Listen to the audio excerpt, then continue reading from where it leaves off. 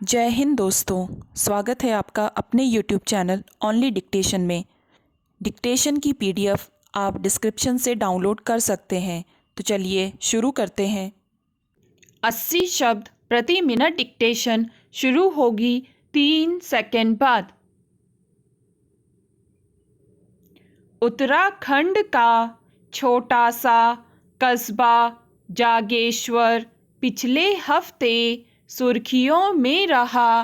कारण सड़क चौड़ी करने के लिए देवदार के 1000 पेड़ काटे जाने का सरकारी फरमान सोशल मीडिया और लोकल लेवल पर चलाए तमाम अभियानों के कारण वहां की सरकार ने इस पर दोबारा सोचने का मन बनाया है। ऐसा नहीं है कि सरकार ने सिर्फ देवदार काटने का ही फरमान जारी किया था। इस कटाई के एवज में नए पौधे लगाए भी जाने थे। फिर भी लोग इस कदम का विरोध कर रहे थे। तो उसके पीछे वजह यह थी कि सही हवा पानी मिले तो देवदार का पौधा साल भर में 8 से 10 इंच ही बढ़ता है। ऐसे में 50 से 100 फुट का वृक्ष बनने में उसे कितना वक्त लगेगा। इतने दिनों में तो जागेश्वर का हवा पानी ही बदल जाएगा। खैर, अब यह एक रुका हुआ फैसला है। उम्मीद है कि रुका ही रहे। जागेश्वर के मसले को थोड़ी देर के लिए पॉज करते हैं और दूसरा कैसेट प्ले करते हैं। दूसरा कैसेट है फॉरेस्ट बेदिंग का। फॉरेस्ट बेदिंग नया ट्रेंड है। इस एक्टिविटी में कोई फैसिलिटेटर कुछ लोगों के ग्रुप को जंगल में ले जाता है और उन्हें जंगल से नहलाता है। हाँ, सही पढ़ा। इस एक्टिविटी में आपको पानी से नहीं जंगल से नहाना होता है। जंगल से नहाने के लिए आपको जंगल में धीरे धीरे चलना होता है। यदि संभव हो तो नंगे पैर। इस दौरान आप खामोश रहते हुए जंगल को देखते हैं। वहां आने वाली चिड़ियों और कीड़ों की आवाज़ों को सुनते हैं। पेड़ों को छूते हैं, उन्हें गले लगाते हैं। कुल मिलाकर जंगल को अपनी इंद्रियों के जरिए महसूस करते हैं। शुरुआत में लोग प्रकृति से किसी छोटे बच्चे की तरह डरते हैं, लेकिन धीरे धीरे आप खुद को उसकी ओर जाने देते हैं। फिर एक वक्त ऐसा आता है जब आप प्रकृति की गोद में बेखौफ खेल रहे होते हैं। फॉरेस्ट बेदिंग का सेशन पूरा करने के बाद ज़्यादातर लोगों की प्रतिक्रिया होती है कि अब वे अलग इंसान हैं।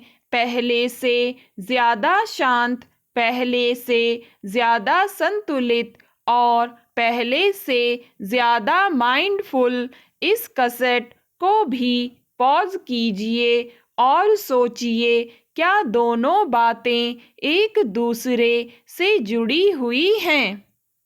हाँ, बिल्कुल। हम विकास के नाम पर प्रकृति को खुद से दूर धकेलना चाहते हैं और विकसित होने पर ठीक ठाक पैसे खर्च करके प्रकृति के पास जाना चाहते हैं ताकि अपने भीतर खो चुके मनुष्य को दोबारा पा सकें। घर साफ सुथरा रहे, मिट्टी भीतर न आए, इसलिए कच्ची छोड़ी गई जमीन पर पक्का फर्श बना देते हैं। फिर गमलों में पौधे लगाते हैं। ऑफिस में अपनी डेस्क पर रखे इंडोर प्लांट को देखिए और सोचिए, क्या कोई प्लांट इंडोर हो सकता है? नहीं, बिल्कुल भी नहीं।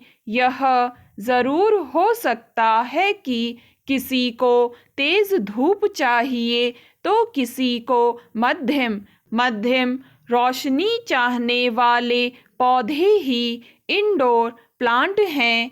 ऐसे ही कोई भी मनुष्य इंडोर नहीं होता है। इसलिए कंक्रीट के डिब्बे से निकलिए और कुछ वक्त प्रकृति के साथ बिताइए और उसे बचाइए ताकि आप भी बचे रहें। स्टॉप।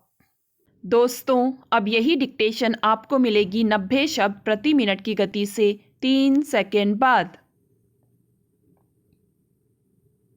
उत्तराखंड का छोटा सा कस्बा जागेश्वर पिछले हफ्ते सुर्खियों में रहा।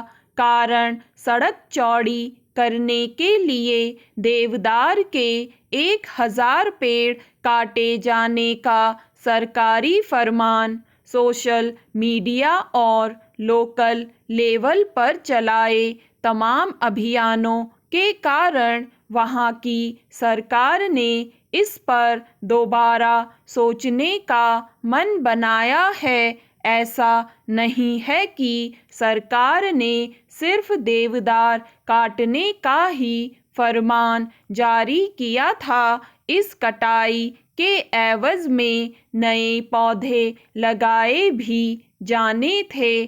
फिर भी लोग इस कदम का विरोध कर रहे थे, तो उसके पीछे वजह यह थी कि सही हवा पानी मिले तो देवदार का पौधा साल भर में 8 से 10 इंच ही बढ़ता है। ऐसे में 50 से 100 फुट का वृक्ष बनने में उसे कितना वक्त लगेगा? इतने दिनों में तो जागेश्वर का हवा पानी ही बदल जाएगा। खैर, अब यह एक रुका हुआ फैसला है। उम्मीद है कि रुका ही रहे। जागेश्वर के मसले को थोड़ी देर के लिए पॉज करते हैं और दूसरा कैसेट प्ले करते हैं। दूसरा कैसेट है फॉरेस्ट बेदिंग का। फॉरेस्ट बेदिंग नया ट्रेंड है। इस एक्टिविटी में कोई फैसिलिटेटर कुछ लोगों के ग्रुप को जंगल में ले जाता है और उन्हें जंगल से नहलाता है। हाँ, सही पढ़ा। इस एक्टिविटी में आपको पानी से नहीं, जंगल से नहाना होता है। जंगल से नहाने के लिए आपको जंगल में धीरे धीरे चलना होता है। यदि संभव हो तो नंगे पैर। इस दौरान आप खामोश रहते हुए जंगल को देखते हैं। वहाँ आने वाली चिड़ियों और कीड़ों की आवाज़ों को सुनते हैं, पेड़ों को छूते हैं, उन्हें गले लगाते हैं।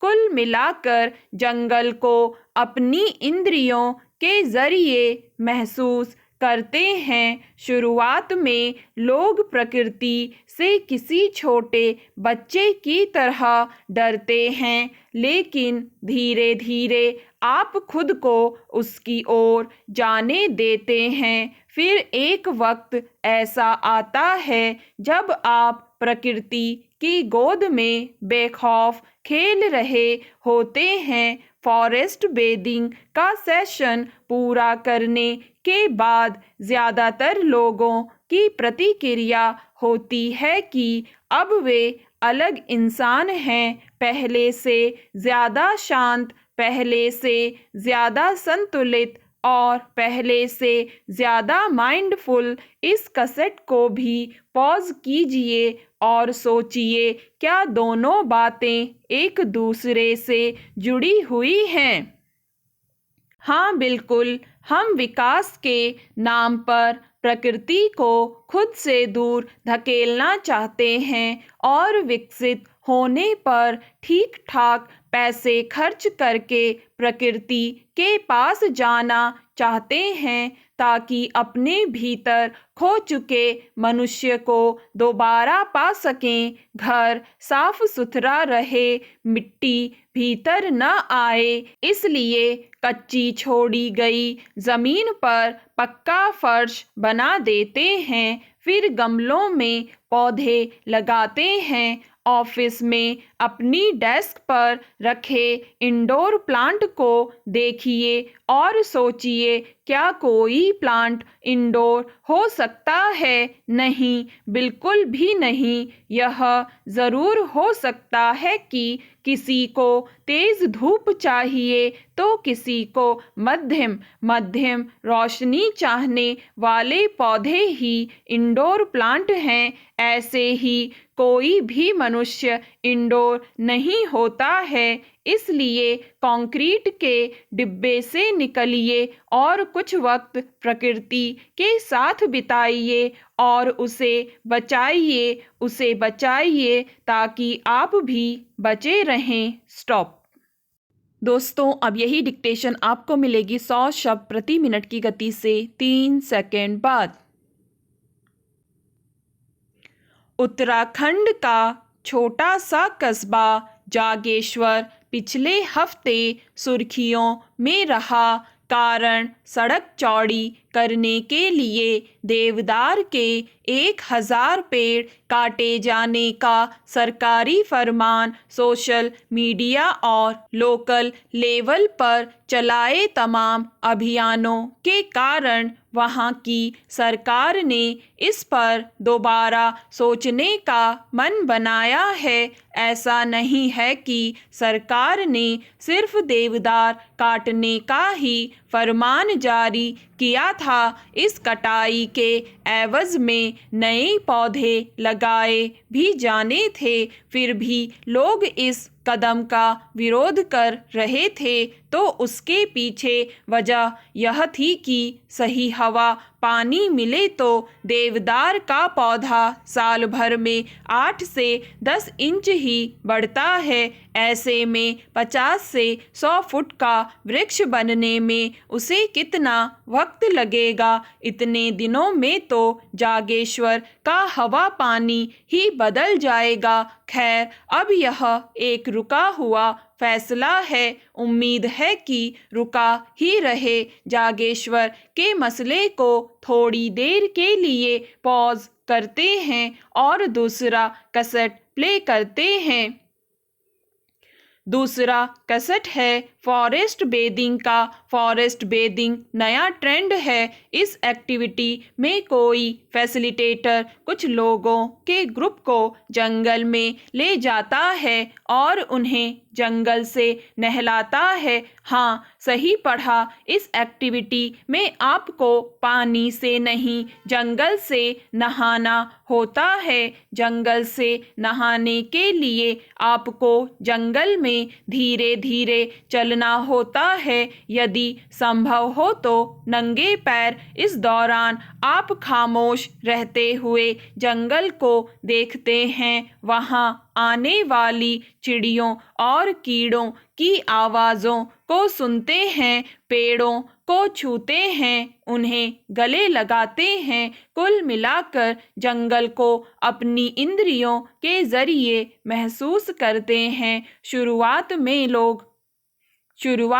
लोग प्रकृति से किसी छोटे बच्चे की तरह डरते हैं, लेकिन धीरे धीरे आप खुद को उसकी ओर जाने देते हैं। फिर एक वक्त ऐसा आता है जब आप प्रकृति की गोद में बेखौफ खेल रहे होते हैं। फॉरेस्ट बेदिंग का सेशन पूरा करने के बाद ज़्यादातर लोगों की प्रतिक्रिया होती है कि अब वे अलग इंसान हैं, पहले से ज़्यादा शांत, पहले से ज़्यादा संतुलित और पहले से ज़्यादा माइंडफुल। इस कैसेट को भी पॉज कीजिए और सोचिए, क्या दोनों बातें एक दूसरे से जुड़ी हुई हैं?